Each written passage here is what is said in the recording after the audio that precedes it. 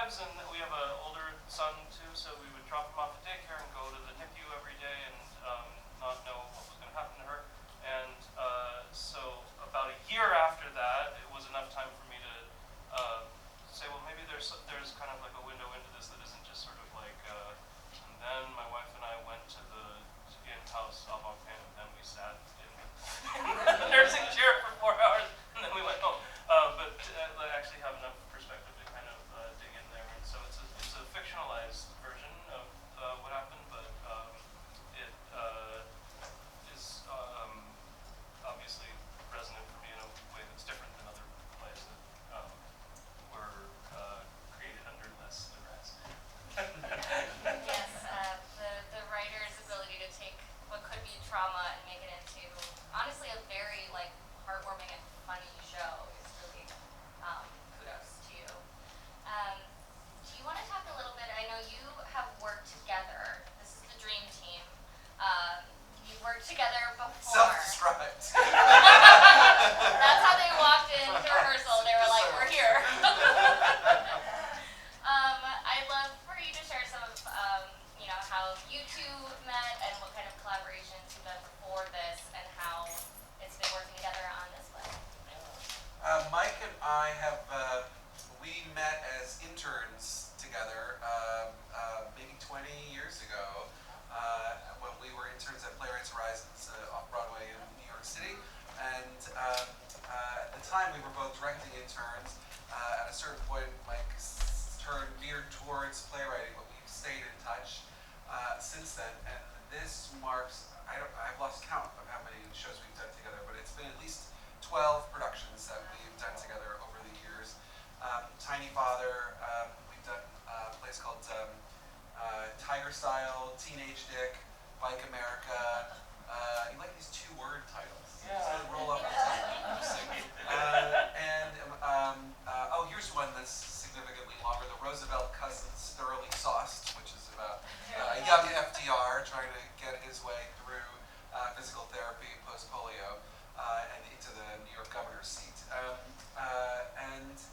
I just have loved this collaboration because I think we just know each other so well. And there's something that happens when you essentially as a young artist grow up with someone, you can't help but share artistic values, or the conversations that we have, over a beer or a drink or something that suddenly become about okay, but what do we want to champion? What do we value, and what are we experiencing in the theater? And that, I feel like we've grown together in that way.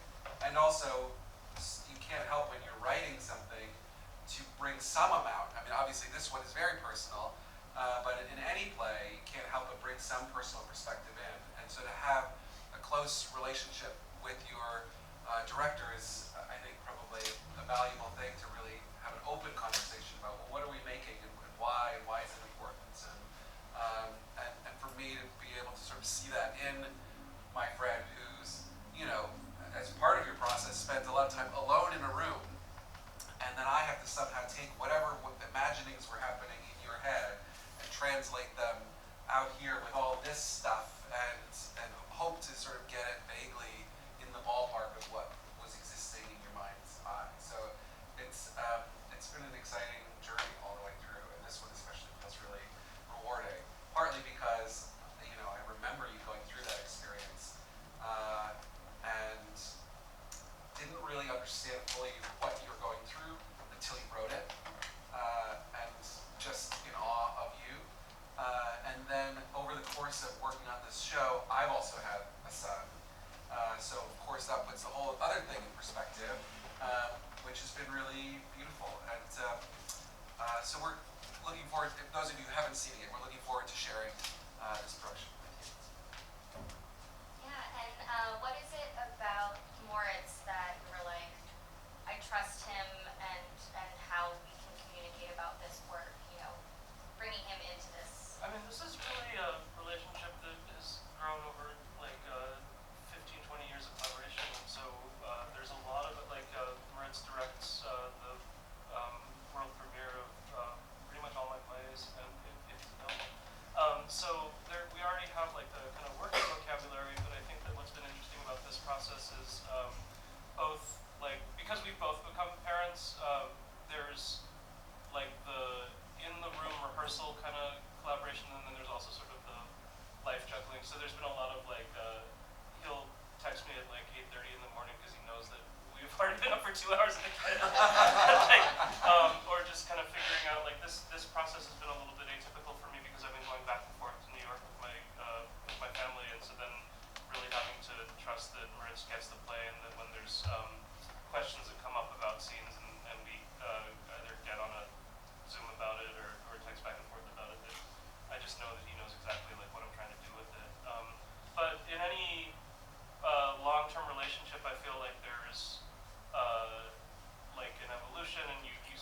watch each other changing, and so here too, like stylistically, it's very different than from my previous plays, and yet I still feel like you're kind of writing it because you know sort of the work that's coming forward, kind of where this sits.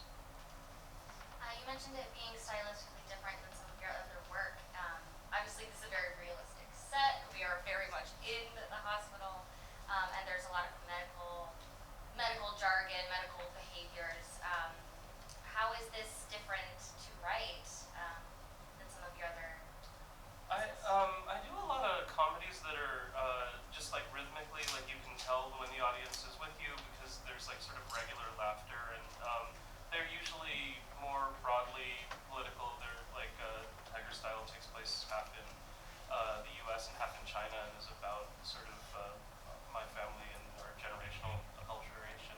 But it's a broad social satire, whereas this is a two-person play, and you're sitting in real time through this 3 to 4 month hospital stay, and so tonally it's very different, and stylistically it's a lot more realistic, and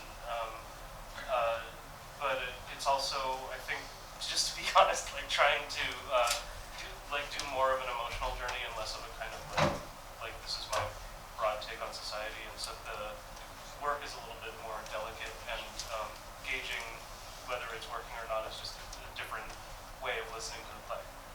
But I would also say there is a similarity here to previous work in that, like, yes, you have a great sense of humor. Yes, like all plays, including this one, which is obviously more emotional, has lots of comedy in it.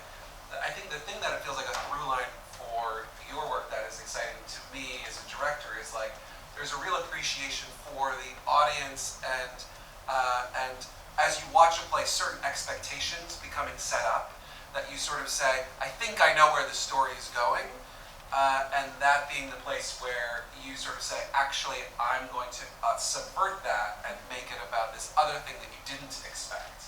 And that to me is really satisfying, because as an audience member, when you're watching it and you see that shift happen and you say, wait a minute, I thought this was this and now it's that, there's a reconciliation that your brain has to do, which I think brings a bunch of really rich ideas to the surface.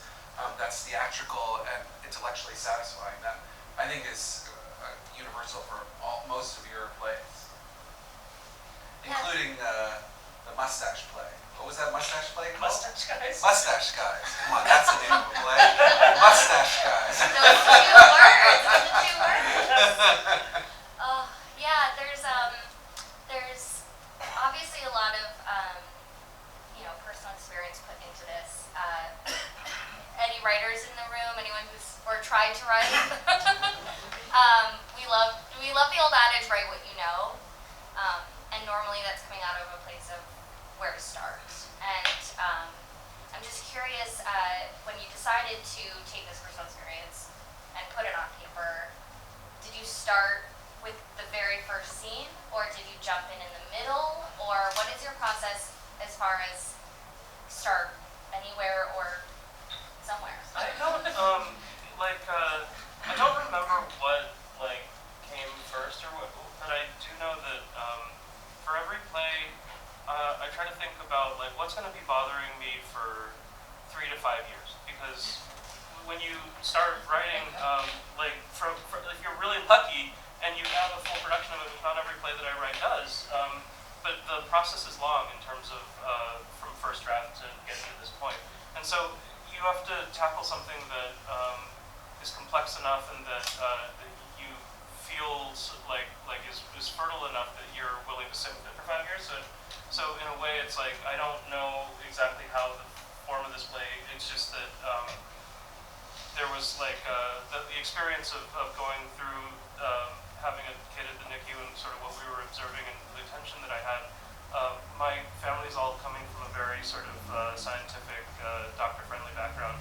My wife's experience with doctors has been very different, and so she had a certain skepticism towards the medical system that I intrinsically accepted. And then when we were in there for 3 months, started to have different observations about how our kids' care was going, and then how to best advocate for her as a parent came up. And so that kind of stickiness feels like it's beyond just I'm sitting here and watching my kid and making sure that they get out of here. so all of that kind of got infused into the play, and then the draft just kind of spits out of me, and like after a year of mulling over it, and then we've been refining it. But this process has been also really weird because I wrote this during COVID, and so a lot of the play development that you usually do is that you write a new play and then you do a reading of it and you see how the audience is reacting. And here, all the readings that we did were over Zoom, so I had no idea, like, sort of, it's actually more useful to me in a way to just sit in the back of a room and hear sort of when people lean in, when they're laughing, when they're sort of checking out their program, like more so than like kind of explicit feedback afterward. And so with the Zoom reading, that's all you have, and that's been really weird. It's been gratifying actually to be now back in the regular process of putting it on with people live and being able to change things in previews, and we made huge changes during previews.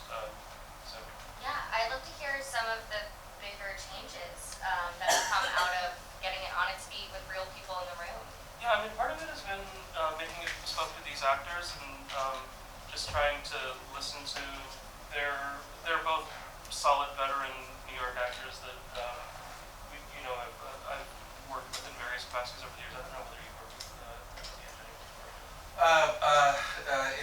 Not as much as you have, but yes. So their individual sensibilities are something that I really wanted to latch onto and to change it through the rehearsal process. And then we cut a big scene from the second to the third preview, and so they had to memorize like all this new stuff and sort of willfully forget like a large chunk, but just to kind of make sure that the arc of it felt as satisfying as possible. Yeah, and as someone who saw it every night this week, it is interesting to see how they start to tighten up, and they seem really comfortable in the material now, which is really lovely to watch. That's kind of the beauty of previews. For those of you who have already seen it, we don't open till tonight, but you do get that behind the scenes kind of feel of, oh, this is a living, breathing thing. And they were in rehearsal a couple hours ago making changes, and we'll see how it goes tonight. That's exciting for me. What's amazing to me is the actors go home. Like when you're an actor in a show, like you're adrenalized after the performance, as you might expect, right? So like they never go to sleep before 2 o'clock after they do a show, because they're just, and so during that time they're just going over the show. Okay, they liked this, so I can lean into that a little bit more tonight, and I think I overplayed this, so I'm gonna like back off on that. There's like math that's happening, especially in the comedy parts of the show. They do become more confident in how to have a conversation with the audience. And then sometimes you see a show that's been running for 2 years or something, and the audience, the actors have started to get bored, unfortunately, of doing that same conversation every day. As you might, if you're talking about the exact same thing every day for however many performances. But in this period, they are like electrified to really be listening to what's going on, and they're aware of even like subtle noises that are happening out in the audience. They're like, oh, they're picking up on, there's a part of the show, for example, where the nurse character who has kids of her own is in the middle of sleep training, and she's doing cry it out sleep training therapy, and that for some people is a very divisive way of sleep training your child. Some people are really against it. Some people are like, it totally works, whatever, So she could feel that division sort of just, I don't think anybody really vocally reacted, but she just felt some people shake their head or get tense or whatever it was, and she's like, that's fascinating and really informative for how they are receiving my character, because they now know that that's the kind of parenting technique that I employ. What does that say? So that kind of information then electrifies the rest of how she's delivering what she's doing, which is an incredible part of this process. Yeah, it really is. It's the final piece of the puzzle is once you get people in the house with you. Something that is unique to this play, which happens much more in film and television, is the medical worlds that you're living in. We see Grey's Anatomy, we see ER, they have all this time and all these experts to meticulously make it look like they are real doctors. And in this space, to have this in a theater, I haven't seen it before. Can you talk a little bit about getting to a place where, you know, Jenny playing a nurse can feel confident knowing what all these tubes are and the monitors and the sound design of all the different beeping. Can you talk a little bit about writing that and also then getting it on its feet? Well, start with actually, because you had a parade of of people coming through. We had an incredible number. We have 4 different neonatal intensive care nurses help consult on the show. And actually those 4 that just helped on this production does not include others that we've had in the writing process previous to sort of go through the script with us and say, okay, this is BS, you know, this is actually the technique would be this and whatever, and you know, we had those along the way, which is really helpful as well. But so we had people here in the room with us who would just sort of observe the staging that we've done and say, you know, just little things like, you know, the portholes on the isolette. I think we sort of just like, you know, closed them haphazardly, and I think the first time we did it, they were like, whoa, whoa, whoa! That like, for a little baby inside there, that is incredibly loud. You have to try to close the portholes just, you know, very softly, and that's a detail that you wouldn't really know necessarily. So that along with the various procedures, what are they doing? Why are they doing it? What is the proper technique for doing it? What are some things that some nurses do versus other nurses, what have you? For example, when a baby's heart rate goes down, which is called a brady, you need to stimulate the baby to sort of just essentially wake up its nervous system.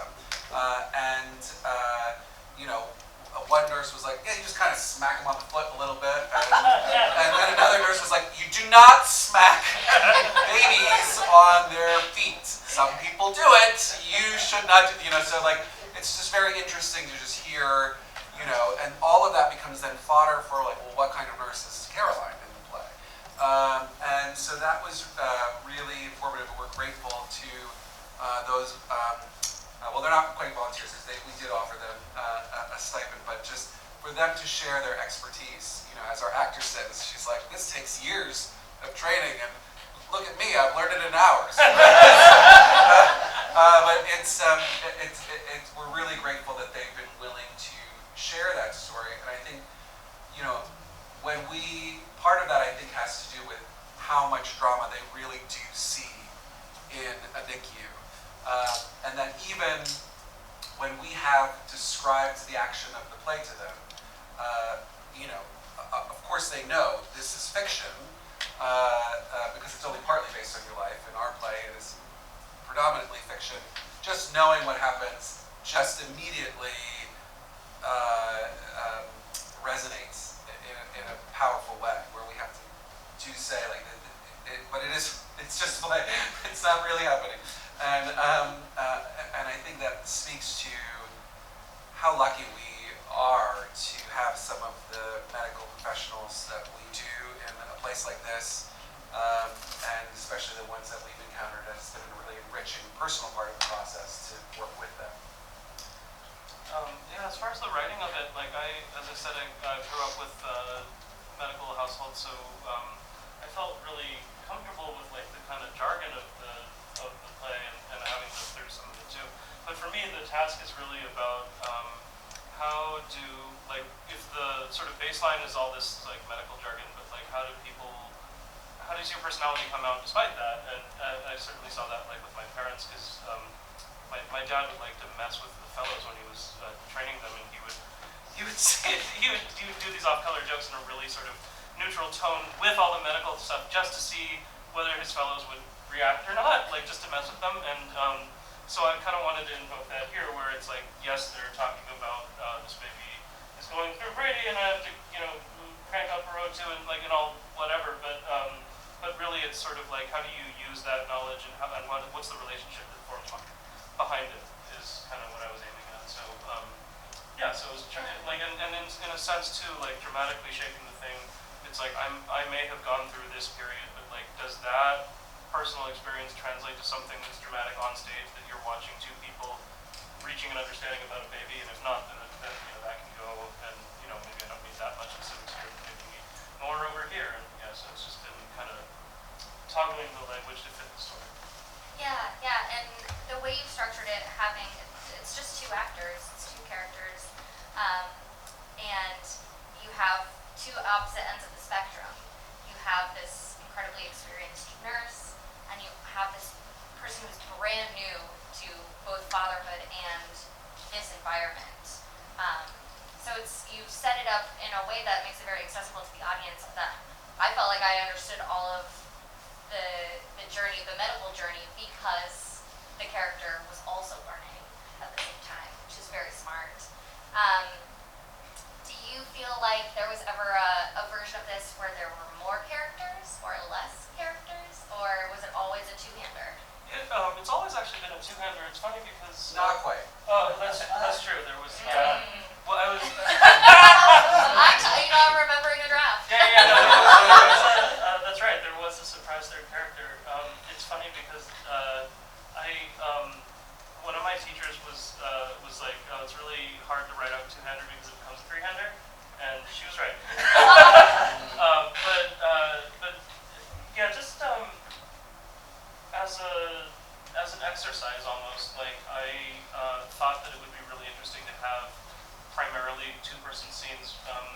Just there's like it avoids some of my usual tricks. You know? Like I hate to make it sound as though like you're just sitting through like my gym practice or whatever, but like but like I think it's a practice though. But yeah, I mean like it's I think that like it's useful for me to look at like the style of writing that I've done in the past, or sort of what I've tackled in the past, to try to pivot a little bit to keep me honest. And so a lot of times with my other comedies, it would be like I would sit with two people, and then when it felt as though like this is about as far as I can get, then some other person would come in and it would inject like a new energy there. And so I'm like, what if these two people have to sit together and kind of bridge that relationship in the same way that that I had to sit and and be patient and just live through something. And so yeah, it's just been, and actually for the actors too, they're like,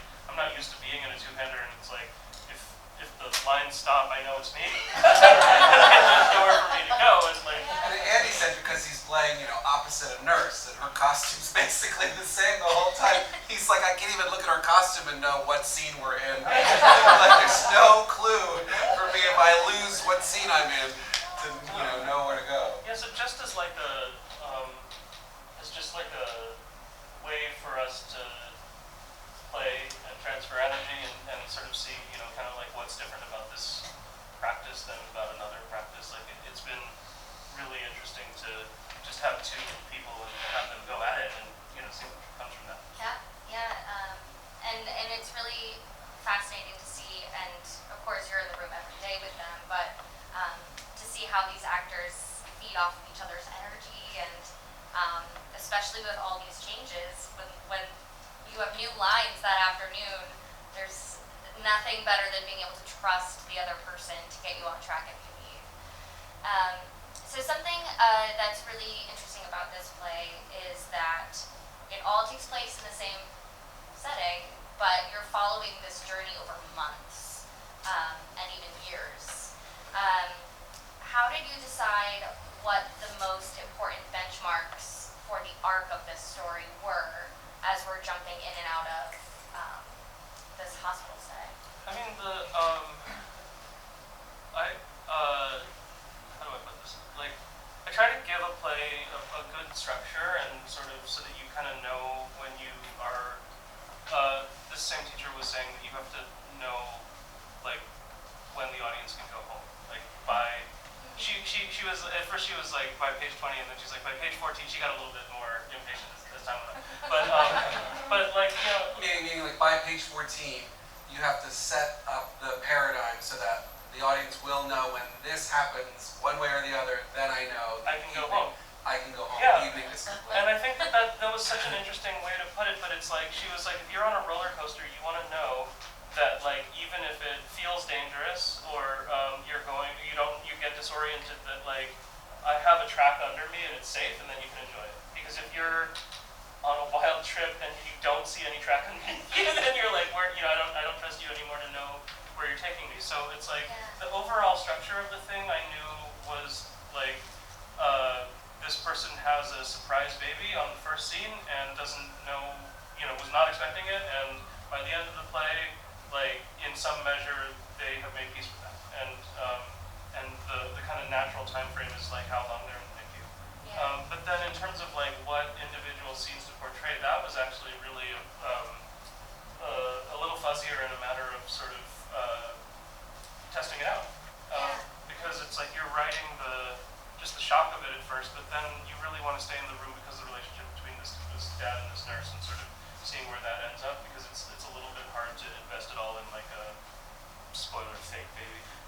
So, so Yeah, the third character is our lovely fake baby. yeah, so you come for the baby drama, and you stay for the the relationship, and so then like what are good spots in both of those journeys? Yeah. There's a lovely thing about these two characters that you've put in the same room is I don't know that they would have been in the same room in any other circumstance. And it really is so interesting to see how they learn from each other and how they start to grow this really unique bond that like outside of the NICU, I don't know what that looks like, but you're seeing them both go through like really vulnerable experiences. So it's really a fascinating relationship. I also am curious about, as far as what you brought from your own life, was there anything that you were like, I found this funny and I don't know if anyone else will? Because I think those of you who've seen the show, it's really actually hilarious, and it has its serious moments, but I think tonally, it is that fine line, and I'm just curious what felt like, I hope this is okay, I hope people laugh like I did. I think that because I tend to write comedies, I see funny stuff happening in life, and what was weird about being in NICU is that nobody's allowed to like really acknowledge that too, so I'm sort of like, am I the only person that saw this? Because that's really funny to me, and then just like have to be dry, like, and so then the kind of I feel as though the tone of the play, it bleeds into that, where it's like this guy is going to just say the things that he's observing, and fortunately we have like a third party that's willing to laugh at it, because because she sometimes is not, and Yeah, they're such creative observations, and it is lovely to see this character who has like no filter, and he's just sort of living in this raw state, taking in so much information. How is it directing the comedy versus some of the more serious moments? Finding the tone is tricky because for that very reason. Because if it's too funny, then the stakes don't feel real in some way. And if you really dig into the stakes, then you're just never going to be able to have the distance to laugh at it. So there is something that in a way which is a great life lesson in some way. Is how do you treat the challenging moments of life in a way that you can still have a lightness about it, that you don't sort of buckle underneath that. I mean, this is a medical drama, and there are harrowing things that happen, and so how can you possibly find a way to acknowledge the absurdity of this existence that we have, and there's something really, you can live in that space. There's something beautiful of both acknowledging and being present in the thing that's happening, and also distant enough to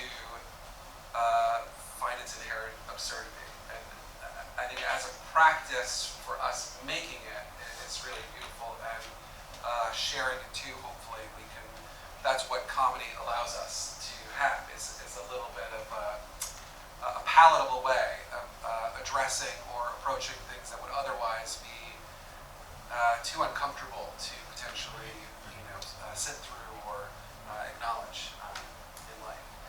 It's really funny because Andy, like, I know he absorbs a lot, and so like he's so funny, and then after the show he'll be like, oh, like in this scene I really was mad about this, and I carried that over for the two scenes. Or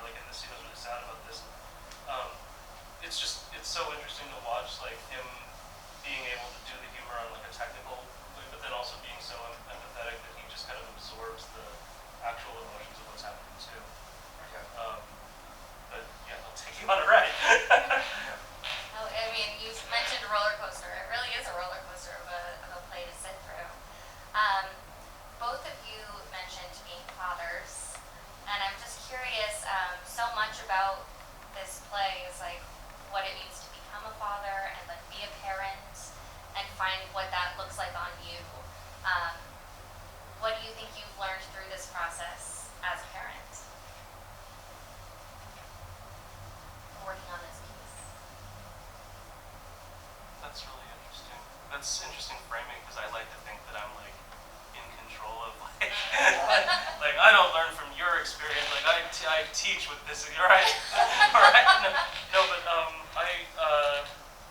I think that like the balance that this character is trying to achieve in terms of like this is an extreme sort of introduction into parenthood, but I did want to examine the weird phenomenon of like you're a parent and like you're not a parent and then you are, and then Yeah, like and it's just like whether you prepared for that a lot or didn't, there's just like this shift in consciousness that has to happen, and I think it's kind of miraculous. And so I before I had kids was anticipating what it would be like. It was completely like 0% like what is actually like the things that I projected despite reading whatever books and so this is meant to take that and draw it out under these crazy circumstances. But I do think that this character is like fighting to try to find some kind of balance between being here, being present for his kid, and then living out in the world, and that's like an imbalance that I feel very acutely that that even through this process going back and forth to New York, and like I've been navigating in this play navigate, so I feel like that's part of what I've learned. I feel privileged to have been working on this play because I was working on it before we were pregnant, and then now being a dad. And I think what your play helped prepare me for is not necessarily the focus of the play, but emotionally helped me prepare for is like, I guess my relationship with my parents, for whatever this reveals about me, has to do with my parents sort of and a relationship to authority, I suppose. What this play revealed to me is like actually how much vulnerability and powerlessness you have as a parent, and the reactivity that will be asked of you was really helpful to just sit in and then experience, when Oscar came along. Well, I'd love to open it up if there's any questions that have been marinating in here. Yeah. Hi. So I'm fascinated by the journey from real experience to audio play to stage play. So the first part of that is your wife's a playwright too. So did you have to like rock paper scissors for who gets to write it? Since you both went through this, and then while you were in it, did you say, "Oh, this is a play, just not yet," or did it sort of come all at once that, "Oh, this is what I'm going to write about, and I'm ready now because of X"? And then did you always know that it was going to be a stage play as well, or was that sort of compartmentalized, like I'm doing this for Audible and then maybe I'll translate it later? Yeah, those are all good questions. Sorry, too many. In terms of like who got to draw from it, I think that Rohana will process it in her own way on her own time. She's actually flirted with the idea of turning it into a musical, and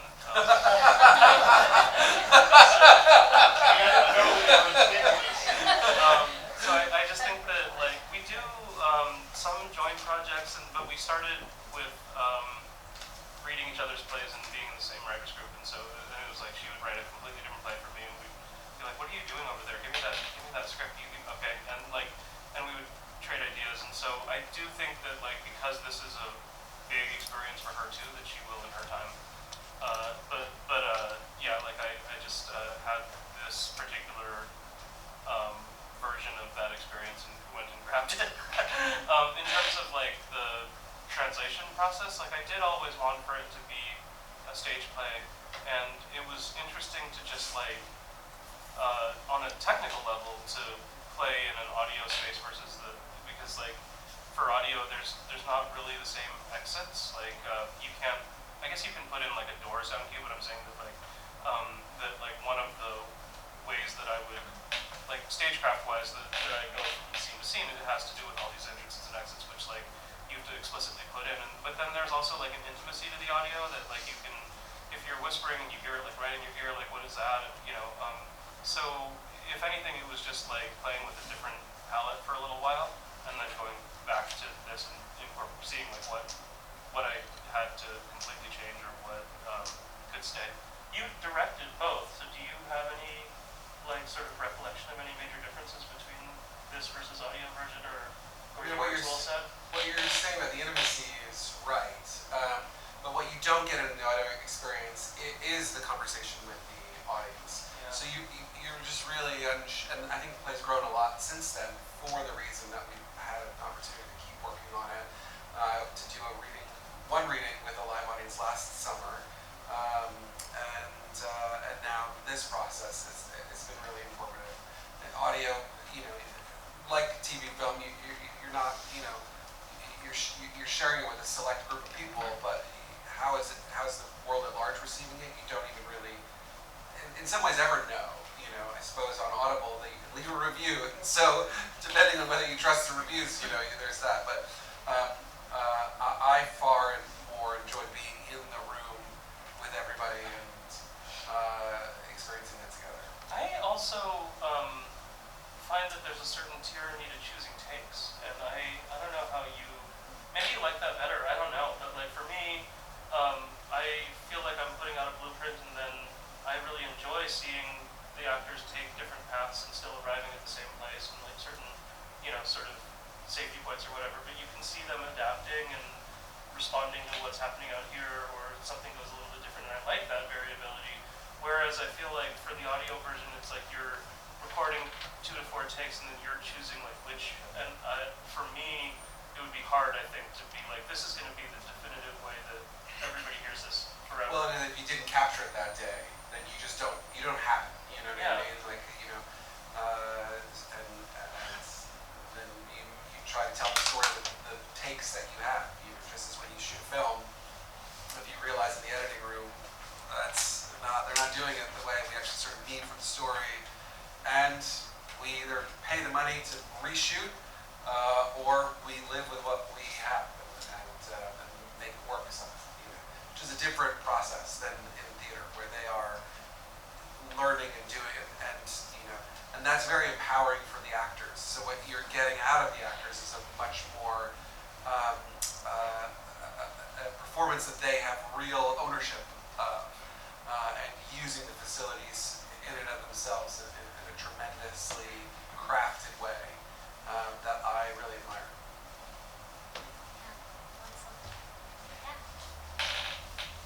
To respond to what you were saying about tyranny of takes, there's also, I think, a tyranny of familiarity. And you two are a two-hander. You've done it over and over again. How does that familiarity stand in your way of discovering new things? That's one question. For me, I don't assume that you're going to work on anything necessarily, because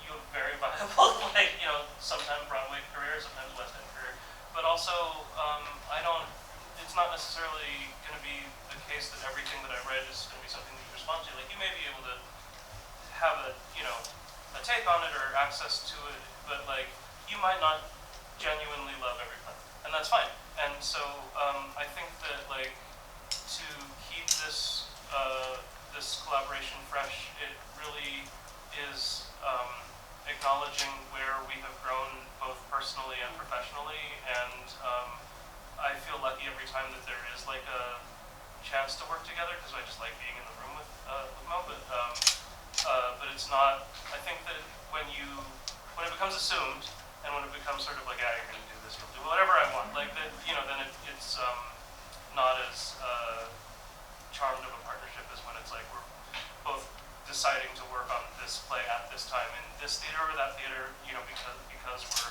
genuinely excited to get in there and figure something out. I think we do have like a differentiation of art, right? Like, what I mean is, I don't think that we enable one another in saying like, this is fine, it's working, it's fine. Like I think actually both of us approach a process with an audience being like, is it working? And there are artists who enable one another to say, it's fine, I think it's working, I think it's fine. And I think we're both we may identify different reasons why we feel like something is playing or not playing. And so I think the familiarity that we have allows us to have an open, egoless conversation about, I think Mike will say, I think your transition's not as good as it could be, and I'll say, yeah, I think something's happening in the scene before that's like losing the audience or, whatever, and we may identify it, but we don't have to worry about stepping on each other's feelings or egos in that same way as we might with like a newer collaborator who you're building trust with. So I think, I think there's a second part of your question. Yeah, the second part, well, 2A and 2B, and that is, it occurred to me when you're talking about the absurdity, is that absurdity is already a part of healing. And because part of your psyche is saying, I'm okay. And so that I'm going to come see you. I'm looking forward to it. Okay, the question is not an absurd question, it's actually a very serious one, and that is trauma hurts. Trauma is discombobulating. Trauma is disorienting. We can't write about it, we can't think about it because we're living in it. Now it comes then. So when were you able to step enough away from the incredible pain that you were experiencing, but also your baby was experiencing? And when were you able to like that? And what did it do for you? Like 2 years later. I think that once once we were out of the hospital, once our daughter was more sort of, like she's going to be okay, she'll be a little bit, she'll always be a little bit behind her grade, like that she's not having long-term medical complications from that birth. So then, like 2 years after that, not only me personally sort of having to be like, okay, I think she's fine now, but also I think, because since this is not like a one-to-one correspondence of what happened to me versus, also getting enough distance to sort of, what is there about this experience generally, whether it's like looking at fatherhood or whether it's looking at like sort of bias in the medical system or, but like what other things than just sort of like what I personally went through, what I want to talk about. And that I think took a little bit of time to soak in. So it's funny because whenever there's like a big event like COVID, for instance, and people were like, how are you going to address COVID? And it's like, I actually don't think that I can ever respond to stuff while I'm living through it. It does actually take a couple of years. And so whatever play you're watching now is like what I started wrestling with like 4 or 5 years ago. There's a little bit of like a delay. Thank you. Okay, we'll take one more question. Yeah. Could you talk a little bit about your relation to the father character, where you see parallels, where you distance yourself, how, yeah. Yeah, I mean, I think that I tried to stay true to the day-to-day, like what it was like to be in the NICU, but this character is different than me, responds differently, goes through different things than what I did, and it's been really interesting when I put it on top of Andy, our actor, that his responses to like how he feels like he would react to a scenario are different than both how I would personally or how I projected this character. So there's actually like kind of a certain balancing it for him of like maybe like in terms of the setup of the scene, like this obstacle, and maybe I personally would respond in this way, but he's like, I would actually feel like I'd go this way, and so that navigation makes it its own thing, but some of the details are true. much for sharing your work with us and sharing your process with all of us today. If you have not seen the show, truly, it is a journey to experience, and it is funny, and it is heartfelt, and it's the first time it's being done. So this is your chance to get in on the ground floor, and it's got a whole journey ahead of it. It's going to 2 different theaters after us, so I'm so excited for the world to experience it. So thank you to Mike and to Moira.